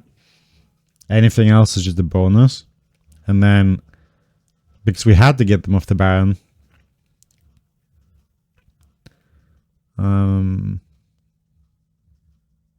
couldn't recall. Because something that's very important is to play around the spikes. And if you pay attention to my goal there, you would see that I could afford my Guinso. Right? So, if this didn't happen, what I would like to do next after getting them off the Baron would just be a recall and get my Guinso. Because even though you could see that I did quite low damage and had a big presence in that fight, it would have been even better with Guinso. So if it didn't win this fight, or it wouldn't have gone as well as it did, then the mistake that would have been then is that I didn't have Guinso. But getting them off the Baron there was a necessity. So it's not really something I could have done with that. But if in that situation we got them off the Baron, but then we kept chasing and fighting them and then dying, then it would have been a mistake. But I think that just getting them off the Baron was a need to anyway. But like chasing or something, if they weren't dying, would have been wrong then, because I should have waited my Guinso. And I'm just really strong, so I'm just opening up. I know it's probably going to get away, it just depends. But I just know I'm like uber strong right now. Just forcing. And look, now they're just getting fisted. Right? So like your time will come. Like even if you have a bad support or something, just try and chill. Like try and minimize the damage you will take. Just wait for your spikes, enter mid game, and things will come.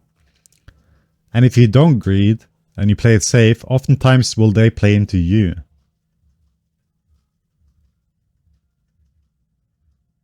And that is when you will be able to punish them for their mistakes.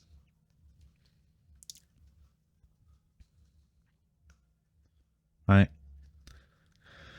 Like, it's a lot harder to tower dive someone than it is to be tower dove in terms of, like, how you have to play it. Like, you have to play a lot better when you're the one tower diving as opposed to the one not tower diving. Of course, it depends on your lead. Sometimes it might just be as easy as just right-clicking them and killing them, as I often do when I'm playing Twitch. But other times when they're trying to engage, all you have to do is just dodge a stun or something and it's GG. Right? So, like, it's a lot easier to, like, play the defense than the offense. Because the offense ones can make less mistakes than the ones on defense. Because it's a lot more punishing to be on the offense than it is the defense, right?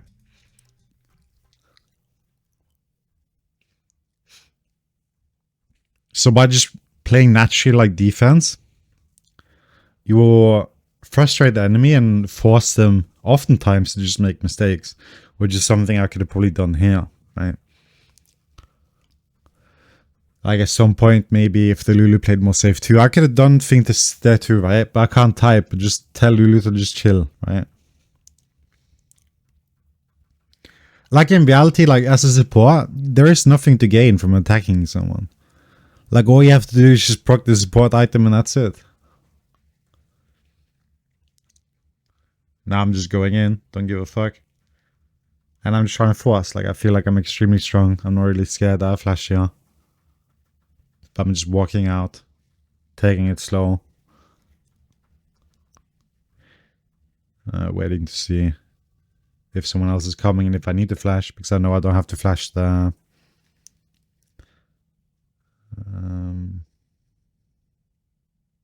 Jhin ult on its own. And here, like, attacking the camp to just maintain my Gwynso stacks. And initially it was the heal, but then after that it was just to maintain my Gwynso.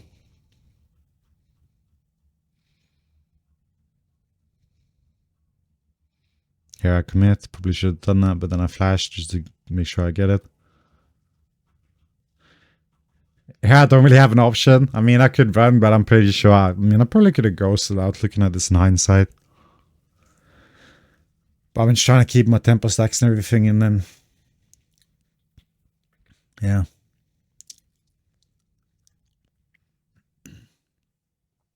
If there's one thing to take from this game, though, it's just that knowing your time will come, even if you have people that, like, not doing anything. The more you just, like, try and not force something, the less you're going to put yourself behind, and you're just going to make, like, the mid and late game a bit easier for yourself. And even then, you will get a chance to do something. Unless it's, like, a hard stomp, then, I don't know. It just really depends. But in this game here, I definitely think that playing safe would be more, like, better. Because then Jin wouldn't have got the kills to begin with. But I would say that the second time when we died, or like when Lulu died and I got the shutdown, I was happy with that. So yeah. Not sure what else to add. I think that's about it. So we'll just head to the last game where I play support, and I'll show you guys a bit of a wild game in terms of map presence. So yeah, get ready. We are going to the last fucking game right now. So for this last game, I'm playing against a challenger Casio, Grandmaster Graves, Grandmaster Kog'Maw, Grandmaster Arkan, and a Master Tryndamere. I wasn't quite sure how to handle this game, given the opponents, but this is on Europe Nordic East, just so it's said. Although I think at this level here, now, it's very close, if not similar to at least mid-masters on Europe West at this point here. So what plans or what I wanted to do in this game here was a bit mixed. Not exactly sure how it would go, but I figured that I would just test the waters and see where it would lead. So with that said, you can see here I'm wondering if I should get a longsword or not. But I'm pretty sure I opt for getting the Atlas. Yeah. And then Castix follows us up by saying White Medusa the biggest trash can on the server, which did increase my confidence levels by a bit at least. But yeah, going to this bush here, just kind of like cover, see if they invade, see what happens, and then just kind of read it out.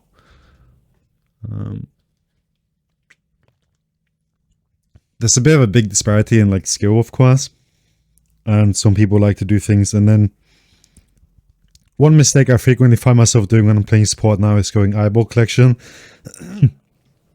In hindsight, spamming in this when I'm char restricted might not be the best thing, as I could be telling my team I want to kill them. But that's not what I meant to say here.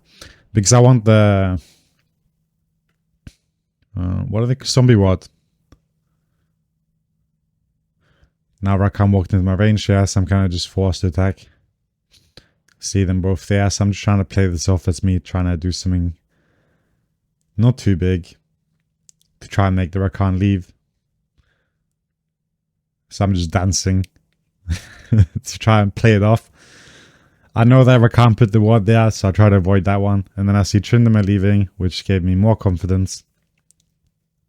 And we'll cover something here.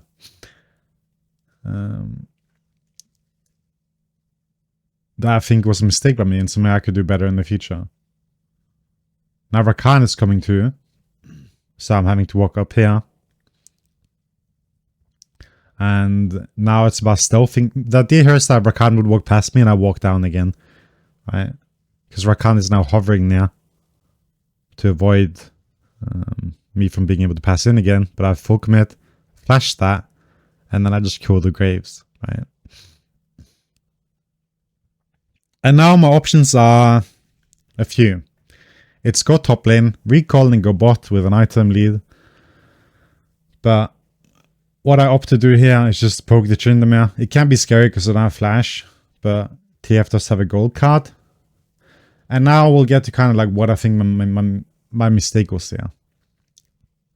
Because you see, Graves goes back to red, right? So imagine if I was just there waiting for him to come back again. How big of a nuance, like how big of an annoyance that would be to him. So I'm trying to make it back in time there so I can kill him again or like get him off the red, but it's too late.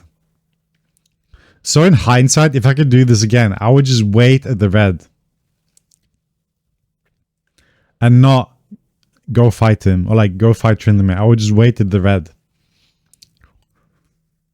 Just to kill the Graves. Now obviously TF, fuck's sake. Now TF died. Sorry for those that have been skipping. I'm trying to not say obviously. I keep catching myself doing it all the time. My options are limited now. I would like to be able to buy a Blasting one, but I can't. So I just opt for the boots and Amptome, I think it's called. And Ezreal's been doing a good job here, not fighting and losing HP and just letting the wave shove in, which is good for me. Because now that means that I get to get a lot of XP. One mistake ADCs will do in these kind of situations is that they will just shove the wave and deny me XP. But if they're able to just let it shove in, it buys me some time to do other things. So I think Ezreal did a decent job here in that. Now I'm just trying to help him get the cannon, which I did manage to do. And then I joined the Kha'Zix again. I'm level 2 here. I couldn't really join him at first because I was level 1. Because I'd want to be level 2. And you can see the Graves is just getting completely demolished now. This Kha'Zix played this correctly. One thing to be said there is, if I'm doing this invade, it's important that my jungler just takes their own jungle. And don't get like greedy or get the idea of like invading. Because that's not the optimal play. What you optimally want to do is just clear your own jungle. And then after you can look to do something. Because as I said, you will just get a lead then, naturally, right? By just taking your own jungle. It's like what he's doing now is fine. Because he did do his own jungle. But if he didn't do that, then this would be grief. So I think the Kha'Zix played it very well here. Even without any communication. Ezreal dying was a bit unfortunate, but it also just gives me the opportunity to do something else again. As a cut, there's not really any point for me to be there. Mid lane is fine. I soak some XP from him, which might be bad, but it is what it is. Kha'Zix goes for the Drake here, so I just help him again. Alright. This playstyle is kind of centered around trying to help the jungler and just putting the other jungler behind. But also, of course, trying to influence the bot lane. It's like we're doing the dragon here. They're shoving in, they're pushed in. So I'm looking to go on the Kog'Maw here when I can. And then even if I die at this point here, it should be a cleanup. Depending if Kha'Zix came or not. But even then, it's still 1-for-1. I think that is completely fine.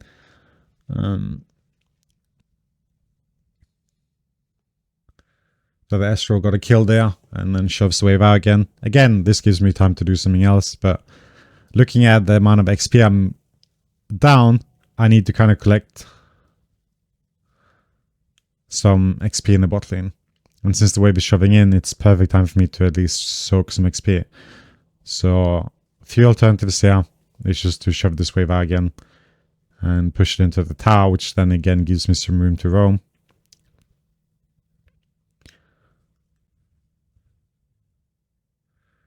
Or just play it slow.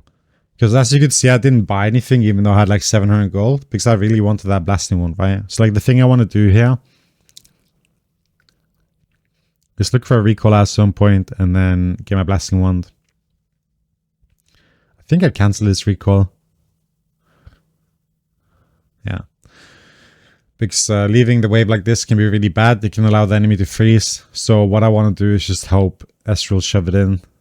I'll do that by applying some pressure to the Kog'Maw here.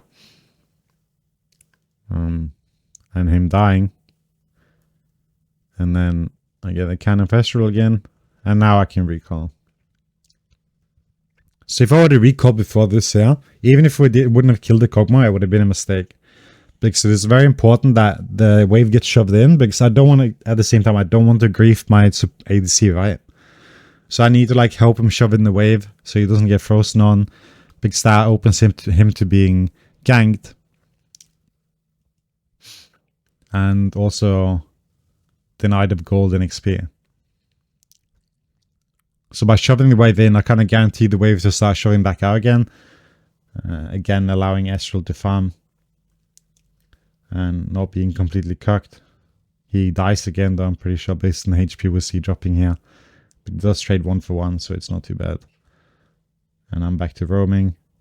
So I go on the Graves here. Just kind of helping Graves, I mean Kha'Zix again, right? Like you can see the Graves getting completely cucked there. And this ward, by the way, that I put there is extremely broken. This ward in this particular game here, I think lasted the entire game. So if you are playing support and you can get that ward off at some point, early game, the amount of reward you can get from that ward is incredible. So at the same time, while I'm focusing on helping the jungler against the jungler and that, also am I getting vision, right? Like I'm playing very aggressive in terms of like vision. So if I didn't have my map cover right now, you would see the amount of vision that I'm providing for my entire team here. Like basically one side is completely warded at all times. Also making it much harder for the enemy jungler to gank anyone. Like bot lane doesn't need that much vision, right? So I focus primarily on putting mid-game wards in the enemy jungle. Because it just completely like nullifies his playability of anything. And also does help my jungler track him, so if he wants to invade him somewhere, he will have the tools to do so by knowing where he is. Now I'm kind of sweeping out jungle. I don't think there's going to be any wards here. I'm not entirely sure why I did this. Oh yeah, that's what I did, because I saw that Cassio went to ward there.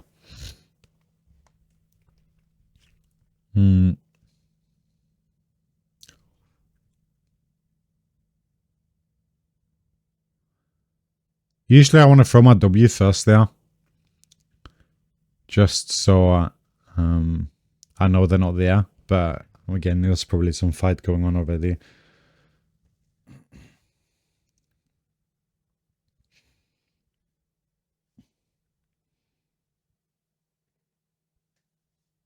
So yeah, there's a couple of ways to play this. Twitch can be played very well as a support in lane too, against certain champs and comps. But he's also very good at like playing this assisting style for the enemy, like your jungler against the enemy jungler. I'm not saying you should try what I'm doing all the time. It has major drawbacks. If you fail, you'll be down in XP. And a lot of the time, you will be able to... or you will be just as fine just playing normal. Getting XP and that. But in this particular game here, I'm very happy with how it turned out. And again, Dragon is spawning. Kha'Zix is wanting to do that. I'm more than happy to help him. I'm pretty sure I go ward first though, or like after a few auto attacks. If I get the ward off. I don't know why I didn't go back up again. I'll do it now though, yeah.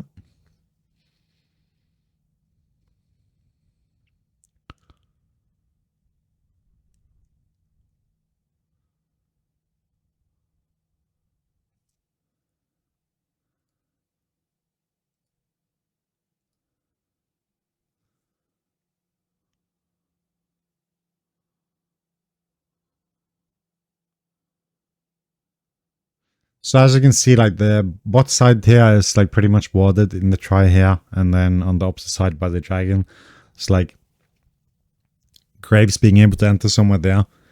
It's very minimal without being spotted, so that allows Azir as well bot mid lane to be free of worry from Graves if he plays towards the bot side.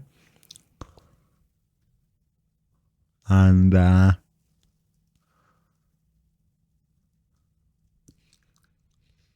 now that we got the bot turret and the dragon, I would like to think that I'll swap my wards around to right now ward the top side more. But we'll see. Because again, you can't ward like both sides fully, right? You can only ward one jungle. Pretty much you can cover one jungle and that's it. Like if you try and like split your wards around the map, then you're not going to cover anything. But if you do all your wards in one place, then you'll be able to cover a lot. And I think the majority of the time covering a lot is a lot better than covering a little. So depending on which side the objectives are up on, I will swap my wards around.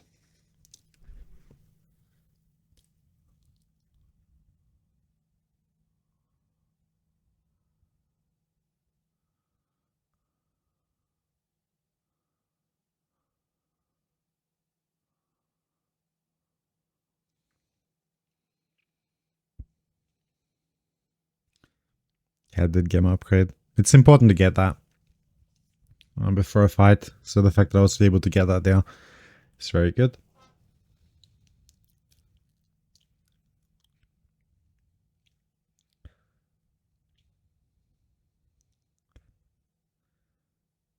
Now he put a pink there, and I'm pretty sure I'm going to put a ward here somewhere as well. No.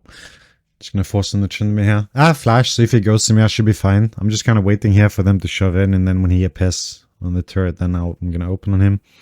I'm pretty sure we will get to see that here. Yeah, so I just kind of open on him. Max range, stay away. The W there was a mistake. I should have W'd on myself there. Very important to note when you're playing against Tryndamere or certain champions, like throwing the W on them is oftentimes very bad. You want to throw it on yourself. And also like the same thing if they're walking towards you. If you throw the W on them, then they only have like half the W to walk through. But if you put the W like in front of them, then if they have to walk through your W, there's like a greater like length of distance where they are slowed, right? It's like the slow is going to last longer, if that makes sense. Of course, it can be like a bit of a mix, because sometimes if you throw in front of you and they just run away, then they aren't slowed. So it's just something you have to like kind of feel out and like think what you want to do and what the situation looks like. I mean, there are a lot of champions where these examples can be valid, or like where they are. I think just Tryndamere is a very good example though. Like he will E onto you, right? So then you just E like W yourself and then walk away. It is definitely one thing I think I need to get better at on AP though, is my W usage. I need to try and put a bit more thought into it and then just start to learn it. It's like again here, right? Like Kog'Maw flashes and suddenly it's not slowed anymore. Whereas like if I would have put it just closer to me, I would have had like a greater distance of slow. But the fact that Kog'Maw flashes there before the dragon and everything, I'm not bothered at all. I'm actually kind of fine with that. But dying there is a bit bad, but again, it's not too bad. With dragon spawning now. Kog'Maw splash being down before that. It's very good, I would say.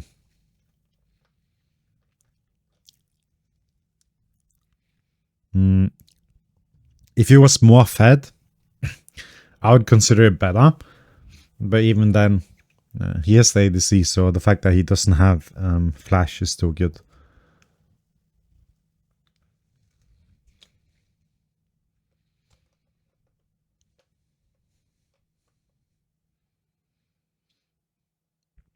Now I know that the dragon is secured anyway, so I just spend more time getting some wards out of the map.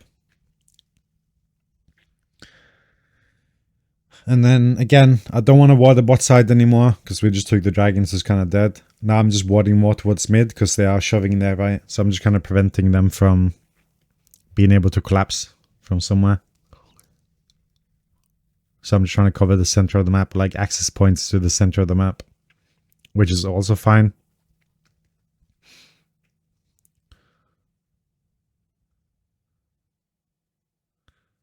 This is kind of sloppy again. But it's fine.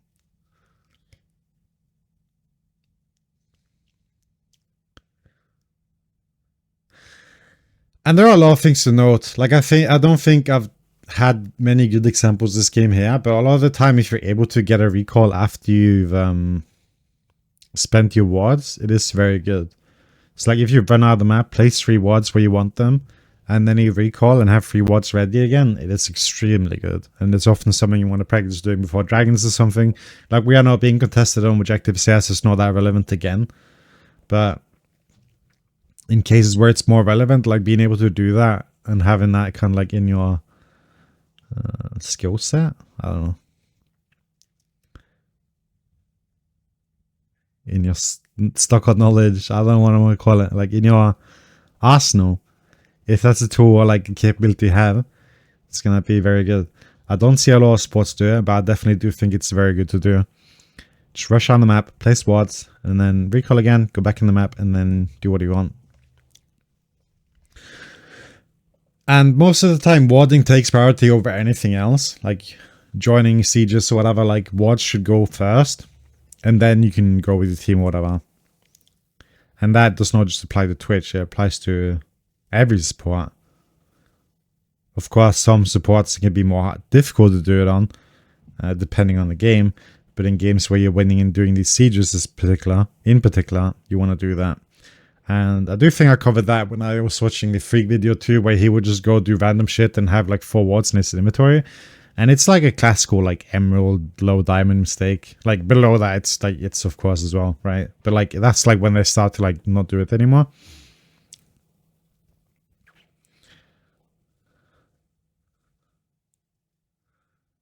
Yeah. Now I see they pop everything, so I'm kind of just waiting to see what's gonna happen here. Again, I'm playing support. It's like I'm fine to trade 1-for-1, so I'm fine to just force abilities in that. Like I have carries, I have strong members of my team, so the fact that they use 2 ultis for me here, even though it might seem bad and we don't really get anything initially, it does end up giving us something. So like even though I'm like strong, I'm fine trading.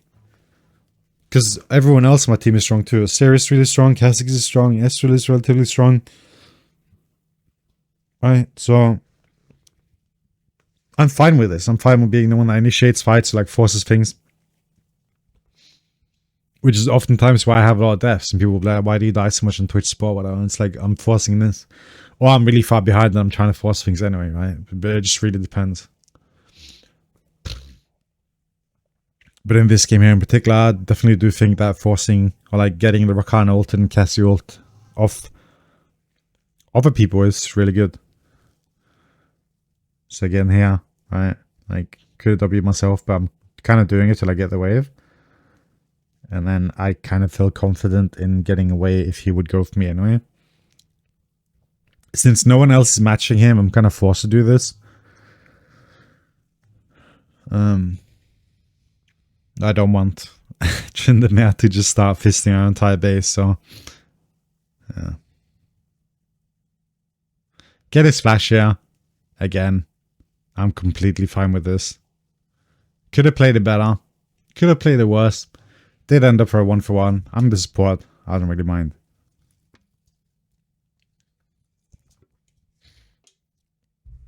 So there are a lot of things I could do better looking at this back. But again, I don't think the general ideas of the things that I'm doing is bad. It's just the execution is a bit poor.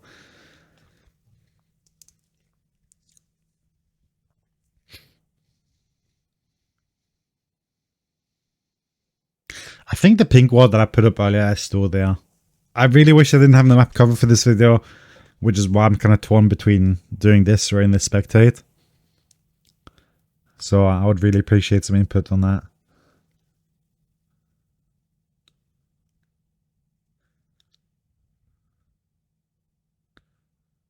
And there's no game sound there, there's nothing, right? So it's just me talking. And maybe that's a bit empty. I don't know. I'm not the viewer. You'll have to let me know. And also, since Kha'Zix has been so on the Drakes, which I think is really good. Again, I think this Kha'Zix played very well. We have the soul already, and it's only 22 minutes into the game. I ended up dying here. I think I played this a bit bad. Could go back and look. But again, the fact that Ezreal didn't die is not too bad there. I tried to just peel them off him to the best of my ability. I didn't end up dying though. Could have maybe used my W a bit different there. So again, like when I'm saying this, like if you look at every play, like click again, and then you spend like 5 seconds analyzing that fight, I'm sure you'll find a better way to do it. Because this is important to do. Because it doesn't matter like how good you are in hindsight, your intuition and like how you execute in real time is what matters. And the only way to achieve that is just by looking at millions of these examples and just process it. So the next time you see a situation like this, you're able to just decide in a split second's time. Because that is basically just it. It's just intuition and like instinct, basically.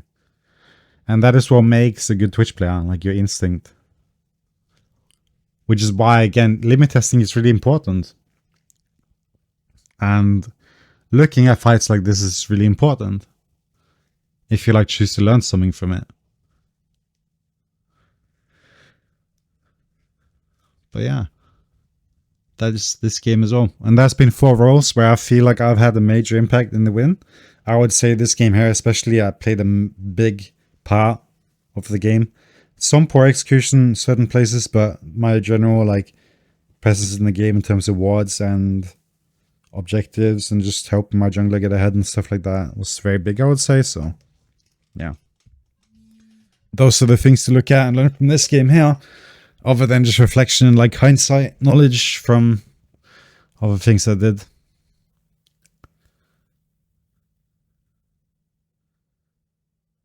My damage is still fine. Ezreal did a lot there. But yeah, hope you guys enjoyed this complete series. Let me know if you would like more of this, or like which role you would like to see more of. As I've shown, I'm more than capable of playing all of them. XD. I definitely could learn a lot more. But yeah, was a good watch. Hope you enjoyed the bats dancing. But yeah, I hope you guys continue to have good money on that to show and you like that. And this has been Wackaflcka with 4 different roles. I could do top lane too, but I don't think it's that relevant or played. So yeah, take care. Peace.